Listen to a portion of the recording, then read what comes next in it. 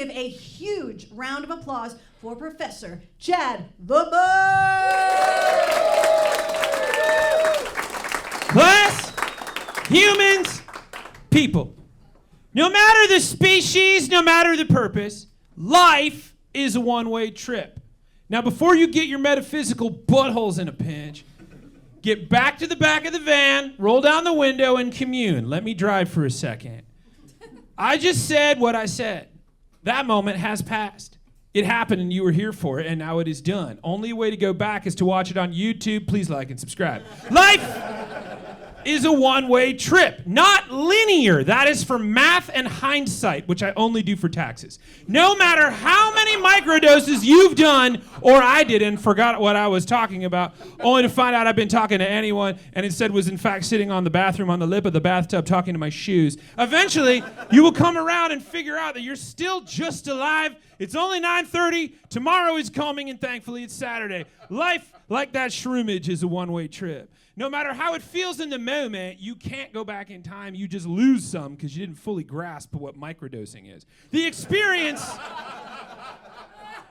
that we all call life is a one-way trip. There is no natural way to go backwards from the moment to try again. So the idea of regrets has to be something between you and your mortality, not the cosmos, not nature. You think nature gives a shit? You said yes to switching to hard shit after beer? No, but I bet she thinks you're fucking hilarious because you're yelling about some plot hole in Ahsoka to a rando at a late night dive. Your friends having abandoned you for touch tunes. Objectively, things happen because you're growing forward. And anything involving a reflect and regret is all on you, within you, the drama interior, like the morning after Taco Bell. You are the one who chooses how to deal with the consequences. So what do? Do you live life with a little reflection, or do you just accept the diarrhea? Some of you even live life no regrets. No regrets! For those of you humans maybe forgot 2015, when Sicario and Fury Road and The Witch were in theaters. If you need a little more help, we were in The Force Awakens at that time, but we're not going to talk about Star Wars. There was this commercial where a human is finishing tattooing another human, and the tattoo on the other human reads "No regrets" in super biker typeface. The human, who we can infer was hoping for no regrets, looks at the human who gave the "No regrets" tattoo with shock and says, "Regrets?" with eyes wide, to which that tattooist responds, "Sorry, I was eating a Milky Way." The message being that to indulge in the Mars Incorporated treat would cause you to disassociate from the current moment so effectively that you might misspell a permanent brandage on a human arm, which the biker in question would probably endorse, not because they are of the biker persuasion, but because we can deduce that they regret no decisions made on the road of life because they asked for no regrets in the first place. Is that irony? Probably. I don't know. Nobody does. Nobody knows what irony is. Like Grimace. We just have to accept its existence. But back to my point. I bet at least one of you humans who does in fact remember that particular commercial from the past thought for just a second that it was a Snickers commercial. In fact, I know there are humans out there that do in fact remember it as a Snickers commercial. So sure are they that they hit up Reddit in a mad caffeinated, among other things, fury to double down on the fact that it is a Snickers commercial. There's no way it's not. Snickers makes mouths happy. Except that's Twizzlers. Snickers satisfies. When you're hungry, grab a Snickers. And that is my point. Regret is a good thing because it causes you to reflect. And if you live a life of no regrets, you're going to fuck up a reference. That is living life no regrets. It is also an example of the buzziest of buzz phenomena you've been overindulging since 2009, the Mandela effect.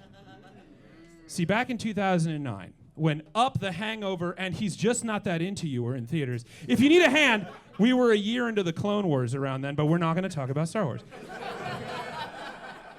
Paranormal researcher Fiona Broom coined the term Mandela effect after she noticed that her memory of the South African anti-apartheid leader Nelson Mandela died in prison in the 1980s was bullshit because he was still alive at the moment. He didn't die until 2013.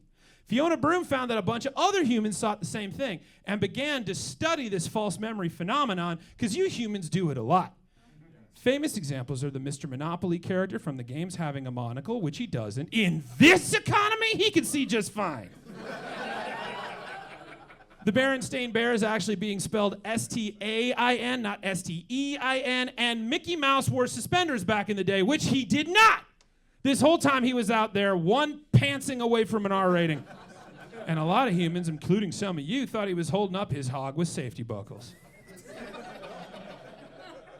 There is also a ton of you, apparently, who are fucking all in on Scooby-Doo never having said Ruh-roh. Instead, that was actually Astro from the Jetsons. And you fucking had to let me know, probably mid-shit, in the comment section. And so much did you that I spent a whole fucking night looking this up. I looked it up so hard that I switched to physical media and actively tried to pinch zoom a fucking book till I realized it wasn't a touchscreen. Threw the book across the room and collapsed 2025-ly into a screenless void of confusion.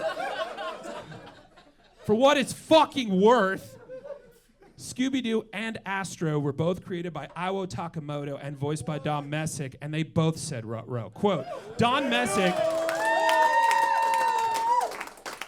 Messick originally voiced Astro with a deep voice similar to a Scooby-Doo performance, replacing the first letter of every word with an R. When he appeared on the Space Stars segment series Astro and the Space Mutts, and the show was revived for the 80s, Messick used a mode distinct, raspier voice for Astro, but maintained the R habit. Don't believe me? Fine, I don't care. I'm not going down that Google hole again. I don't have the fucking stamina or the supplies, but you can. You do. You got a second, especially if you're living life un-YOLO'd. Then you can take a blessed moment in the moment to look this shit up for yourselves, and that is my point. Regrets make you reflect, and reflection is a good use of the moment. Fiona Broome deduced that the reason all these false memories were cropping up must be because of parallel realities, kind of like the canon versus legend bullshit after George Lucas wanted to make some new shit in 2015 and decided like he didn't like the Timothy Zahn books, which were iconic, but he didn't make them, so he split the universes into the legend and the canon stories, all because Heir to the Empire was a better fucking story and he couldn't fucking handle it, but we're not gonna talk about Star Wars. Anyway. Fiona Broome said it's because memories of other realities are actually popping into your actual current memories because of multiverse logic, obviously. That's why a lot of you still think there used to be a seahorse emoji. There wasn't. It's true. Google that. But in reality, which is where we live, it is pretty easy and not nearly as fun to explain. First off, science figures it's because your human hippocampus works because it works its little wiggly ass off when it comes to storing information and making memories, which are reconstructive. Because the moment doesn't save, copy, and paste into your brain. It's a process when you encode, like when you watch Empire Strikes Back. Your short-term memory holds on to the moment, like when Vader says, Luke, I am your father. And your long-term memory holds on to stuff that you paid the most attention to, then you retrieve the memory when needed, like saying to someone, Luke, I am your father. Except that system kind of sucks. Because your brain is a wiggly meat cake and can fuck it up all along that series of systems, which is why you don't remember that Vader never says, Luke, I am your father. No, he says, no, I am your father. So since that system sucks, it's important to go back over the information several times to make sure that what you see is what you remember, going all the way back to Fiona Broome thinking she heard about South African anti-apartheid leader Nelson Mandela dying in prison near the 80s, when it was actually South African anti-apartheid leader Stephen Biko who died in prison just shy of the 80s. But hey, a crazy groupthink phenomenon that's probably because parallel universes is a hell of a dodge for, yeah, sorry, upon reflection, I might have been a little racist. Regrets, not regerts, humanity. Life is a one-way ride, humanity. For some, it is an organized series of meetings and events, piling on the appointments for your Google Calendar, begging you for a weekend off so you can call the kids. Others get out there and live like life shot them out of a cannon on a flaming jet ski. YOLO, go ham, fuck the man, never give up, never surrender. On that kind of galaxy quest, there is no room for regrets, because why? You only live once. And there is wisdom in there, because life is a one-way trip. So you might as well look in front of you, because there's no way back. But regret is a privilege that you should indulge in, because the rest of us in the animal kingdom don't really get a lot of time for that kind of rumination, because we're too busy running for our fucking lives. You think a squirrel gets to decide to have a contemplative moment? It's living its life like a drunk who woke up in a batting cage. No idea what's going on. Too busy covering its nuts. Was that metaphor a little too much of a walk? Too bad, we're moving forward. That's life, baby. We're all on the same road going somewhere. But you humans got the good genes on, because you can pause for a moment for self-reflection, and that includes a little nostalgic remorse. It is an opportunity, not an obstacle. But just make sure you're asking yourself, is it a regret or a regret? Because the Mandela effect is fucking bullshit. It just means you didn't take a fucking second to look it up and make sure. So get on the road, enjoy your ride, reflect, learn, laugh, live, love, regret. Just do it with no regrets. Thank you so much. That was class! Get to class!